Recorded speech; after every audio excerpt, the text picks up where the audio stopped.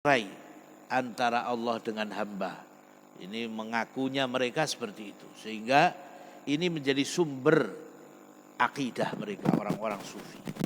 Menganggap syaf atau terbukanya hijab, ya, tirai antara hamba dengan Allah. Sehingga semua langsung diambil dari Allah Subhanahu wa ta'ala. Ini pengakuan mereka dan ini tidak benar, ya. Karena sumber akidah harus dari Al-Quran dan As-Sunnah, ya. Kemudian juga termasuk ilham wal hadas. Ya, al-hadas itu, ya, disebutkan orang yang memiliki sumber, ya, bahwa akidahnya itu dari ilham, ya, dari apa yang disampaikan oleh hatinya, ya, bisikan-bisikan hati, ya. Juga termasuk dari ru'a wal manamat.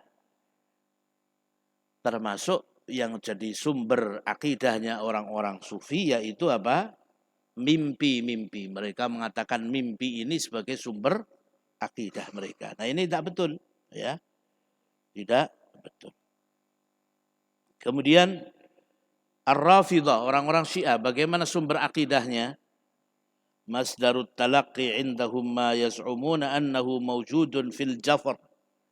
Orang Syiah, sumber pengambilan akidahnya bukan dari Al-Quran dan As-Sunnah, tetapi dari kitab yang ditulis tangan oleh Ali bin Abi Thalib radhiyallahu anhu. Dan apa yang disampaikan oleh imam-imam mereka, itu imam 12. Ya.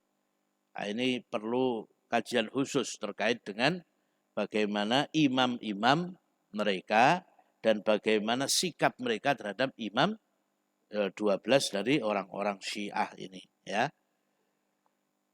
Kemudian ulama ul kalam, orang-orang yang disebut dengan filsuf atau ahli filsafat, ya. Cara pengambilan sumber pengambilan akidah mereka yaitu akal, rasional, logika, ya. Nah, ini orang-orang ahli filsafat tidak mau memberikan atau menjadikan Al-Quran dan Sunnah sebagai sumber akidah, tapi akal mereka. Kalau cocok dengan akalnya maka diterima, kalau tidak cocok tidak diterima, ya. Ini orang-orang filsafat. Amma sairul madzahibil fikriyati wal ittijahat al-batilah, adapun seluruh mazhab-mazhab pemikiran, aliran-aliran yang batil seperti syuyu'iyah, seperti komunisme, wal ilmaniyah, sekulerisme, fa innaha ta'tamidu fi taqriri mabadi'iha ala zabalati afkari al-munharifin. Mereka mendasarkan prinsip-prinsip mereka dalam akidah, ya, atas dasar sampah pemikiran orang-orang yang menyimpang. Jadi tidak ada yang didasarkan kepada Al-Quran dan As-Sunnah, ya. Wa nahatu adhanil kafarah wal mulhidin, serta pemikiran pola pikir, ya, orang-orang kafir dan ateis. Alladzina yahkumuna ahwa'uhum bisyahawatihim fi ibadatillah, di mana mereka, ya, menjadikan hawa nafsu dan syahwat mereka sebagai dasar di dalam menyembah kepada Allah. Adapun akidah Ahlussunnah, ya, ini keistimewaannya alhamdulillah salimah musallamah min hadzal dajjal waz zaif. Jadi selamat, kalau akidah Ahlussunnah wal Jamaah selamat dari berbagai kepalsuan ini dan kebohongan yang mereka bikin. Nah, ini jadi ini yang membedakan sumber pengambilan akidah Ahlussunnah dengan aliran-aliran, dengan mazhab-mazhab pemikiran, bahkan dengan agama lain. Ya, konsisten hanya mengambil sumber akidah dari dua wahyu Allah yaitu Al-Quran dan As-Sunnah. Ya. Ini keistimewaan yang pertama. Ya. Yang kedua, annaha taqumu 'ala taslimi lillahi ta'ala wa li rasulih. Yaitu bahwa akidah Ahlus Sunnah ya berdiri di atas prinsip taslim lillah, menyerahkan sepenuhnya kepada Allah dan kepada Rasulnya. Karena apa? Dzalika li annaha ghaibun. Sebab akidah, keyakinan itu sesuatu yang real, nyata atau gaib, Pak? Hah? Gaib. Keyakinan. Keyakinan kita ini, masalah akidah, itu masalah gaib. Bukan sesuatu yang bisa dilihat. Allah bisa dilihat. Enggak, gaib. Maka kita hanya meyakini. Malaikat, gaib. Ya. Nah, makanya akidah itu apa? Berdiri di atas at-taslim. Berserah diri secara totalitas kepada Allah dan Rasulnya. Karena gaib. Wal ghaibu yaqumu 'ala taslim. Dan gaib itu yang tidak terlihat, maka kita hanya sepenuhnya berserah diri, sudah menerima. Ya.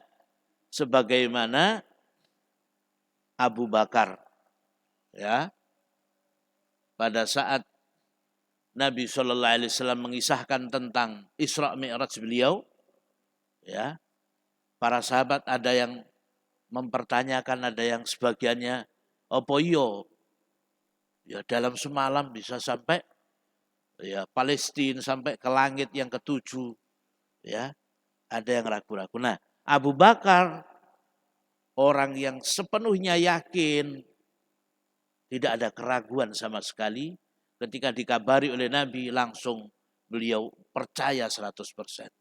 Sehingga disebut as-siddiq, orang yang percaya, ya. Orang yang betul-betul percaya, yakin, akidahnya kuat.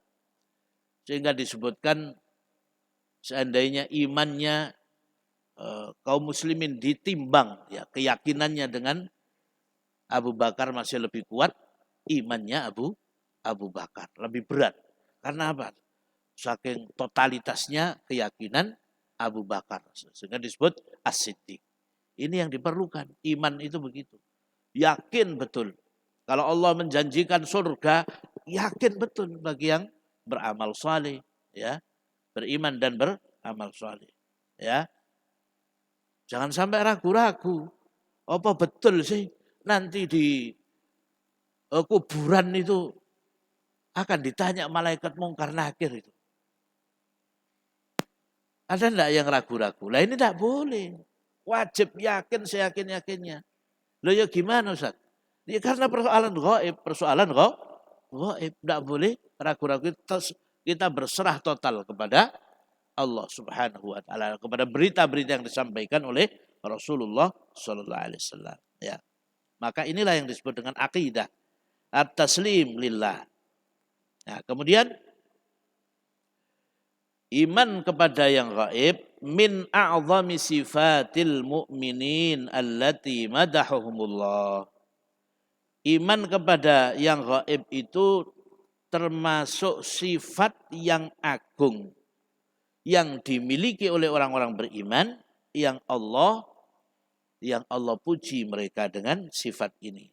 Alif lam mim dzalikal kitabul la raiba fihi hudal lil muttaqin alladzina yu'minuna bil ghaibi wa yuqimuna sholata mimma razaqnahum yunfiqun. Sifat pertama, ya, yang ditegaskan oleh Allah sifatnya orang beriman, yaitu yu'minuna bil ghaib, yakin, percaya sepenuhnya dengan yang gaib, yang Allah beritakan dan yang Rasulnya beritakan. Kalau tidak percaya, dia bukan orang beriman. Ya. Kita pernah lihat malaikat, Pak. Ada yang pernah lihat malaikat Jibril? Tidak ada. Tapi kenapa kita mengatakan ada malaikat Jibril? Karena diberitakan Al-Quran dan diberitakan oleh sunnah, oleh hadis. Kenapa kita percaya? Ya karena kita orang Islam. Sepenuhnya berserah diri, yakin karena diberitakan oleh wahyu. Maka kita percaya. Jangan seperti sebagian orang-orang liberal mengatakan malaikat itu sebetulnya bukan makhluk. Malaikat itu adalah ya dorongan untuk melakukan kebaikan. Jadi tidak ada makhluk yang namanya malaikat. Dorongan kebaikan itulah malaikat. Adapun setan itu juga bukan makhluk. Dorongan kejahatan, keburukan itu setan. Nah benar apa enggak ini Pak? Salah. Karena Al-Quran menceritakan bahwa malaikat itu adalah makhluk. Baik di dalam hadis tentang pelajaran iman, Islam, ihsan, di mana malaikat Jibril datang. Disebutkan oleh Nabi SAW seperti seorang yang punya atau memakai pakaian putih yang tidak ada bekas perjalanan. Ya. Orang yang ganteng. Ya. Disifati dan beliau waktu itu menyerupai sebagai manusia. Nabi pernah melihat malaikat Jibril dalam bentuknya yang asli. Memiliki 600 sayap. Satu sayap ya menutupi ufuk barat, satu sayap menutupi ufuk timur. Besarnya seperti apa? Wallahu a'lam. Karena ini adalah gaib. Kita harus yakin. Jangan seperti orang liberal tadi, Pak. Itu bertentangan dengan Al-Quran. Nah itu. Baik. Selanjutnya.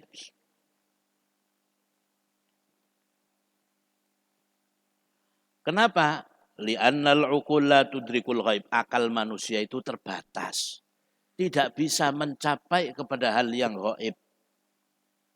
Ya, dan akal itu tidak bisa berlepas diri atau bisa dilepas untuk mengetahui syariat ya secara terinci. Akal ini terbatas. Ya. Karena apa? Memang lemah akal manusia sebagaimana sam'ul insar qasirah. Pendengaran manusia terbatas, penglihatannya juga terbatas, maka akalnya juga terbatas. Maka oleh karena itu ta'ayyana al-imanu bil ghaibi wat taslimu lillahi azza wa jalla.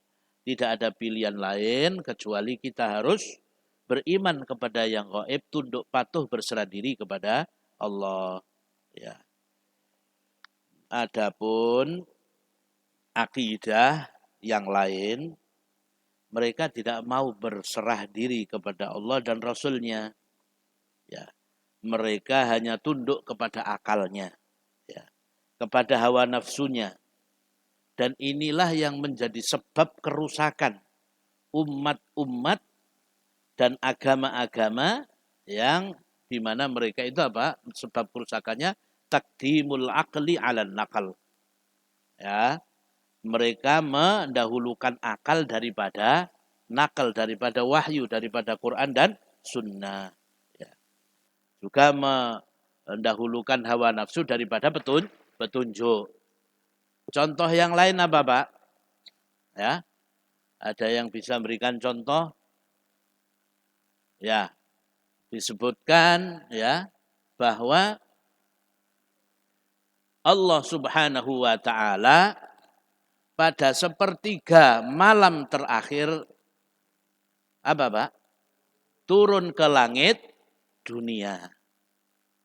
Ini hadis sahih ya. Kemudian hadis ini Bukhari Muslim. Ya. Ada orang yang mengatakan turunnya itu bagaimana? Ya. Sementara di Indonesia aja ada perbedaan sampai 3 jam, Pak ya. Indonesia Barat, Timur, Tengah gitu ya. Kalau perbedaan dengan Saudi Arabia 4 jam. Ya. Kalau dengan Amerika berapa jam, Pak? 12 ya, 12 jam. Loh, kalau turun pada waktu sepertiga malam jam 3 katakan di bumi Marina Mas ini. Loh kan Amerika masih jam berapa? Jam 3 sini. Hah? Kapan turunnya itu? Sing bener kapan? Ya, boleh enggak bertanya seperti itu, Pak? Enggak boleh. Karena ini persoalan gaib. Jadi jangan, loh ya apa kalau Allah turun sepertiga malam terakhir Indonesia, Amerika masih siang, ya. Bahkan mungkin masih pagi. Saudi juga masih malam. Nah, tidak boleh. Karena ini urusan gaib. Tidak boleh kita logikakan. Karena persoalan gaib. Contoh yang lain apa? Ketika kita sholat, setiap kita membaca Alhamdulillahirabbil alamin. Apakah Allah menjawab? Allah menjawab. Ya, hamidani abdi, hambaku memujiku. Ya. Loh, berapa miliar manusia yang sholat? Terus siapa jawabnya Allah itu? Ya, ada yang bertanya begitu. Tidak boleh, Pak. Allah itu maha kuasa. Tidak boleh kita bayangkan seperti manusia yang lemah. Kalau kita jawab orang satu-satu ini, pertanyaan ada 3 orang nanya, ya kita nggak bisa. Tapi Allah subhanahu wa ta'ala, meskipun orang itu miliaran sholat, Alhamdulillahirabbil alamin, ada yang sedang membaca Ar-Rahmanir Rahim, ada yang sedang membaca Ihdinas Shiratal Mustaqim. Ya apa jawabnya? Allah Maha Kuasa. Jangan dibayangkan seperti kita yang lemah. Tidak boleh bertanya tentang itu karena ini urusan gaib. Sampai sini paham, Mbak ya? Jadi jangan disamakan dengan manusia yang lemah. Ya ini supaya lebih masuk untuk memahami masalah akidah ini, intinya adalah soal keyakinan, kepercayaan kepada yang gaib. Ya, baik. Yang ketiga, ini sebentar lagi Isya soalnya, muwafaqatuha lil fitratil qawimah wal aqlis salim. Jadi akidah Ahlus Sunnah wal Jamaah itu sesuai dengan fitrah, ya, yang lurus dan akal yang selamat. Akidah Ahlus Sunnah wal Jamaah itu persis sama, tidak bertentangan dengan fitrah manusia, ya, dengan naluri manusia, dan sesuai dengan akal sehat, ya, akidah Ahlus Sunnah wal Jamaah, ya, dan akal yang bersih, yang terjauhkan dari syahwat dan syubhat. Ya. Tidak bertentangan dengan nas yang sahih, ya, yang sahih, yang terbebas dari cacat dan kekurangan. Adapun akidah yang lain, jamaah sekalian, maka ini adalah akidah yang berupa halusinasi, asumsi-asumsi yang tu'mil fitr, membutakan fitrah, wa taballudil uqul, wa tuballidul uqul, yaitu membodohi akal manusia, membuat bodoh akal manusia. Ini akidah selain akidah Ahlus Sunnah. Ya. Oleh karena itu diumpamakan di sini, andai kata ada orang, ini perumpamaan tentang bagaimana lurusnya akidah Ahlus Sunnah. Andai kata ada orang yang dilepaskan pikiran dan hatinya dari seluruh keyakinan, hatinya kosong, tidak punya keyakinan apapun, yang benar maupun keyakinan yang benar atau yang salah. Kemudian dia berusaha untuk melihat, ketika disodorkan ada akidah yang benar, kemudian akidah yang salah. Ya. Dia melihat dengan kesadaran dia, aslinya kosong, ya, hatinya tidak punya keyakinan apapun, lalu disodorkan kepada dia 2 keyakinan, keyakinan yang benar, keyakinan yang salah. Ya. Dan dia melihatnya dengan penuh kesadaran dan pemahaman, maka dia pasti bisa untuk menentukan mana akidah yang benar dan mana akidah yang salah. Karena ini adalah fitrah manusia. Ya. Jadi tidak mungkin kemudian dia itu mengatakan dua akidah antara yang batil dengan yang benar ini ternyata sama saja. Tidak mungkin. Karena fitrah manusia bisa menentukan, oh ini yang benar, ini yang salah. Meskipun tidak diberitakan wahyunya dari Allah. Ini artinya akidah Ahlus Sunnah wal Jamaah ini tidak bertentangan dengan fitrah manusia. Ya, tidak bertentangan. Maka tidak mungkin dia akan mengatakan sama saja antara akidah yang benar dengan akidah yang salah.